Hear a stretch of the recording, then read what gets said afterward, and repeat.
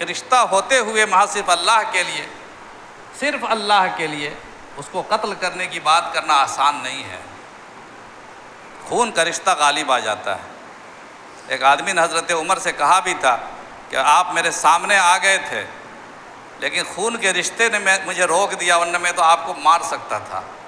حضرت عمر نے فرمایا کہ افسوس میں نے تمہیں نہیں دیکھا، اگر تم میرے داؤ پر آتے تو میں تو نہیں چھوڑتا تجھے، کیونکہ تم اللہ کے دشمن اور اللہ کے رسول کے دشمن۔ اللہ تعالیٰ ان بزرگوں کا فیض ہمیں عطا فرمائے، وہ ایمان عطا فرمائے۔ ہم دنیا میں ذلیل اسی بنیاد پر ہے کہ ہم نے وہ ایمان نہیں قبول کیا جو ایمان کے ان صحابہ کا تھا، اور صحابہ کا جو ایمان ہے وہی اصل ٹکسالی ایمان ہے، وہی معتبر ہے۔ اسی آئینے میں، اسی سانچے میں ہر ایک کا ایمان ڈھالا جائے گا۔ جنہوں نے اللہ کے نبی صلی اللہ علیہ وسلم کو دیکھ کر اپنا ایمان بنایا تھا،